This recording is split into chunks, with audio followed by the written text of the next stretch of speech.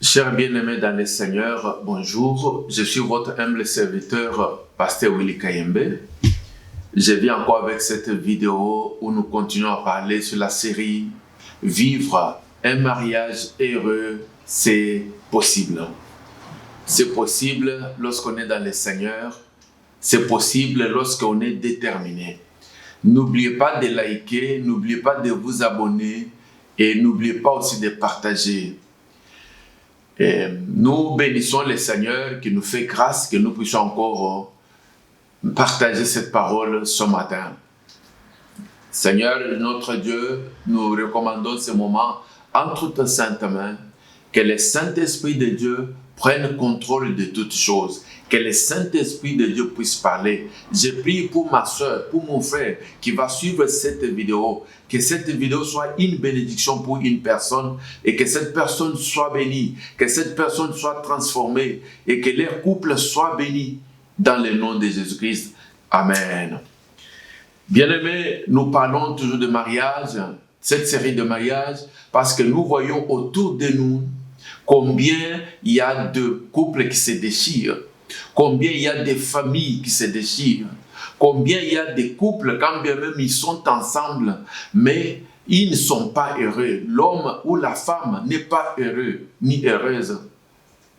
Peut-être qu'ils sont ensemble parce qu'il y a des enfants, ou ils sont ensemble parce qu'il y a des biens communs.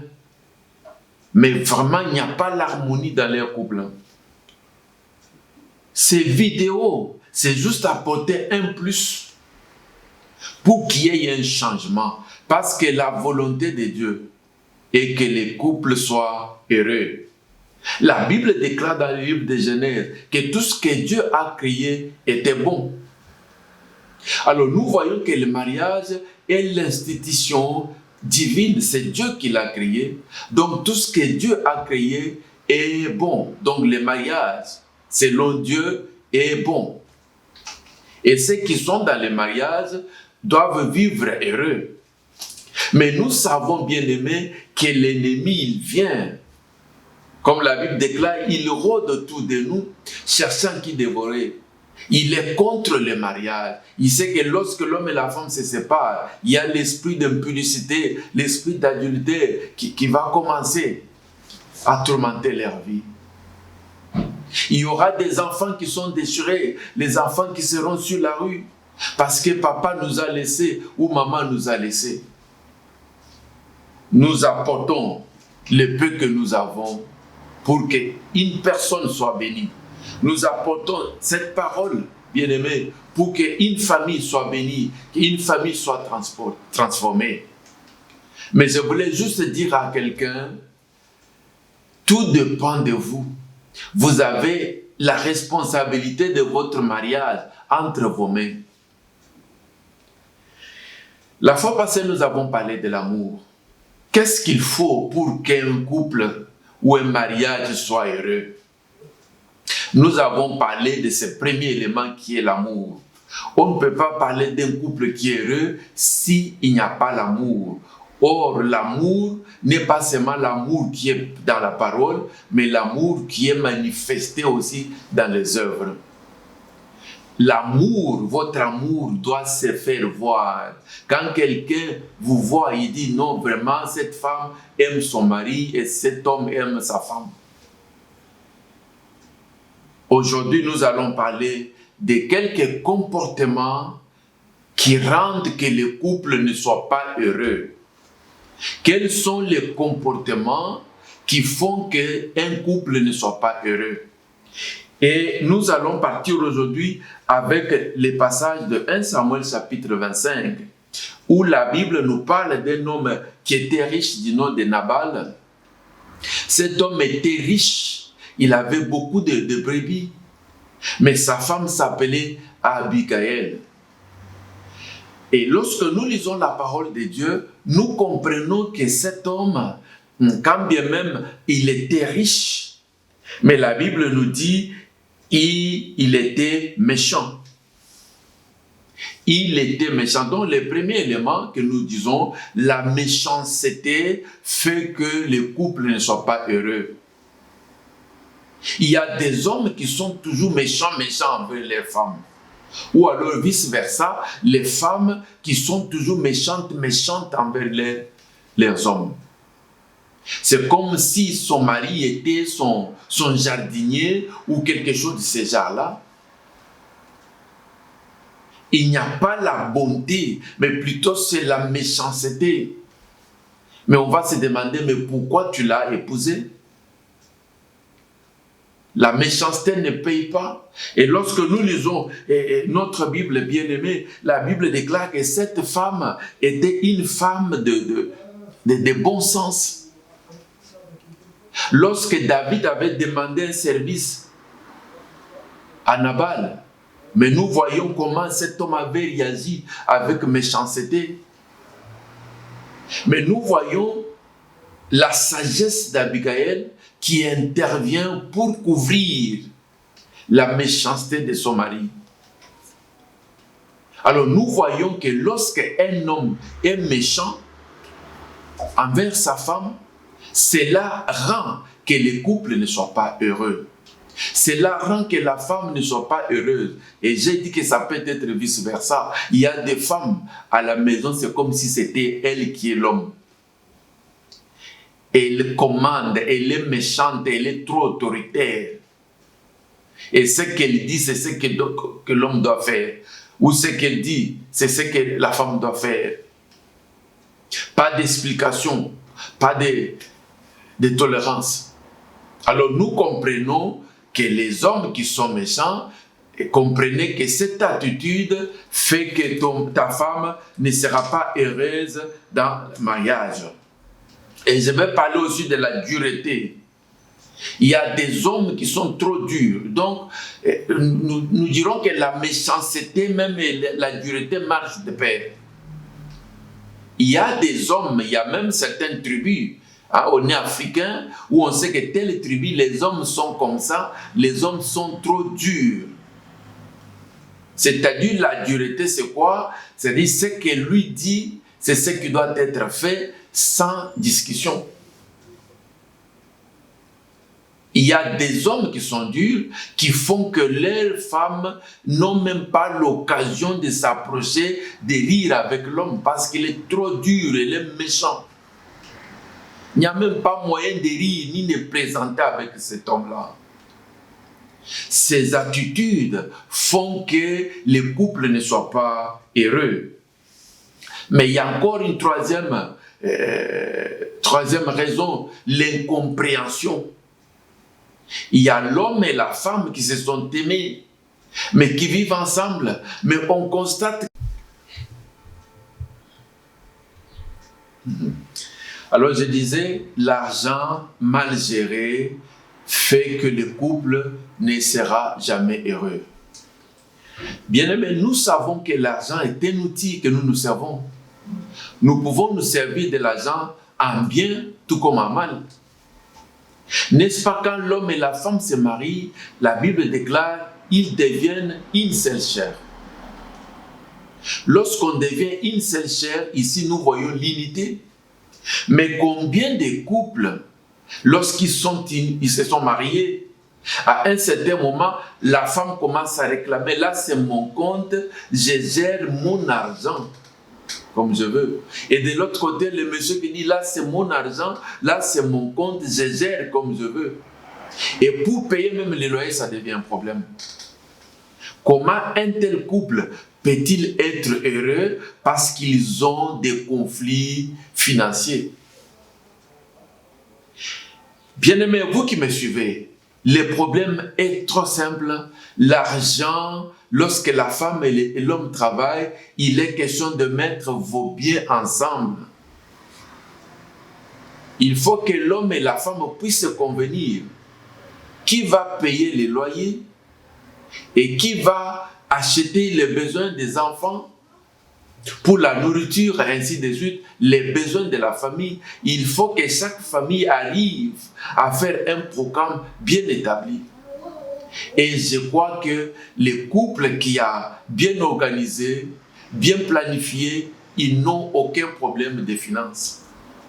Parce que quelque part, il y a des couples même où l'homme peut prendre la carte et aller s'en servir, et la femme aussi peut prendre la carte bancaire de l'homme pour aller s'en servir. Pourquoi? Parce qu'ils ont la confiance de l'un et de l'autre.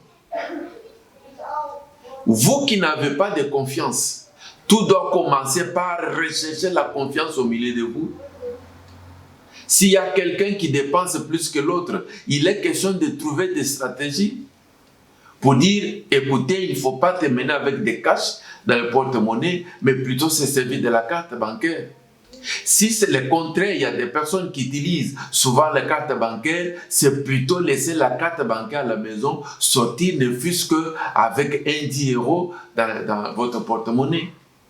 Et ce genre de comportement vous empêchera d'être toujours une personne qui dépense beaucoup de l'argent. Alors nous comprenons que lorsque l'argent est mal géré, cela devient un grand problème pour le couple. Et cela rend que l'homme ou la femme ne sera jamais heureux parce qu'il y a un conflit au niveau de le couple. Il y a des femmes qui travaillent, des hommes qui travaillent où leurs partenaires ne connaissent pas exactement combien mon mari ou ma femme touche. Comment vous voulez être heureux, mais s'il y a encore des choses, des cache-cache au milieu de vous? Bien-aimés, si vous voulez vivre heureux, commencez par la clarté, commencez par se dire la vérité. Moi, j'ai gagné autant, moi, j'ai eu ceci, cela. C'est une façon de résoudre le problème de l'argent. On ne doit pas chercher la liberté financière lorsqu'on est dans le couple. Je vais envoyer dans ma famille ce que moi je veux sans dire à mon partenaire. Mais là, écoutez, ça ne va pas. Vous n'êtes pas célibataire, mais vous êtes dans le couple, c'est-à-dire vous n'allez pas vous engager personnellement à aider votre famille. Il serait mieux de les traiter ensemble. Un autre facteur qui fait que le couple ne soit pas heureux, c'est quoi? C'est lorsque l'un ne prend pas soin de l'autre.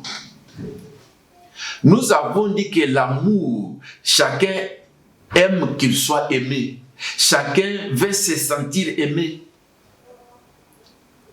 Je suis aimé par ma femme, je suis aimé par mon mari. Ne fût-ce que cette sensation-là, cette considération-là rend la personne heureuse. Prendre soin de l'autre, c'est-à-dire s'occuper de l'autre. C'est comme un bébé qui est à côté, mais quand il a faim, c'est-à-dire la maman prend soin des bébés. Ici, dans le cas des couples, lorsque le mari est dans les besoins, est-ce que réellement la femme, tu prends soin de ton mari?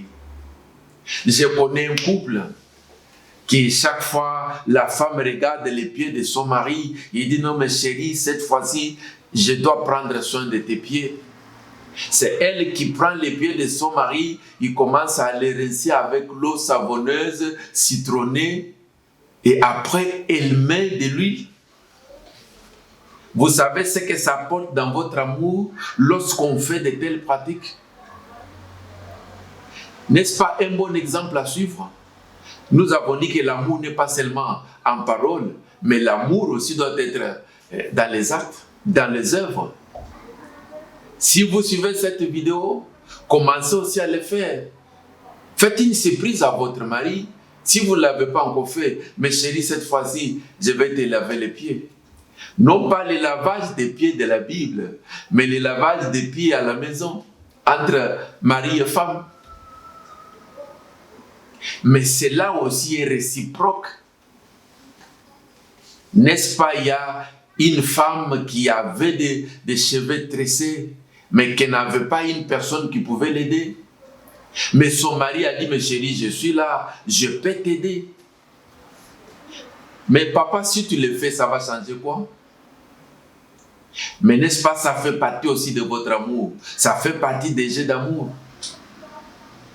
lorsque tu peux ne fût-ce qu'à contribuer à arranger les cheveux de ta femme, la personne va se sentir que l'autre prend soin de moi. Prendre soin de l'autre, c'est lorsque le papa veut sortir avec une chemise qui est froissée. Mais la maman dit arrête, tu dois changer cette chemise parce qu'elle est froissée. Ce sont ces exemples-là, bien-aimés.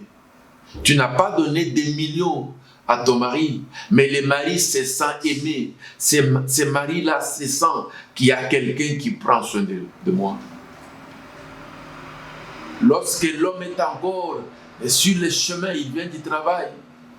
Mais la femme qui se précipite déjà à mettre de l'eau parce que mon mari va venir bientôt. Je vais me limiter par ici pour aujourd'hui. J'espère que cette vidéo a aidé ne fût-ce qu'une personne. Écrivez-nous. Quels sont ces comportements-là? Quelles sont ces attitudes qui font qu'un couple ne soit pas heureux? Il y a même des couples qui se bagarrent encore jusqu'à maintenant. Il y a même des chrétiens qui se bagarrent aussi jusqu'à maintenant. Il y a même des pasteurs, des hommes de Dieu, des femmes de Dieu qui se bagarrent. Ce n'est pas la volonté de Dieu. Ce n'est pas encouragé. Si vous le faites, je vous demande de les stopper.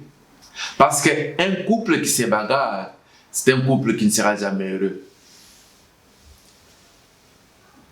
Parce qu'un jour, la femme ou l'homme se rappellera toujours, n'est-ce pas, il m'avait donné des coups. Il y a même des femmes qui portent encore des cicatrices. Et lorsque cette femme regarde les cicatrices, qu'est-ce qui vient dans son cœur? Ce n'est pas l'amour, mais plutôt la haine. La haine de celui qui m'a blessé, qui m'a laissé avec la cicatrice.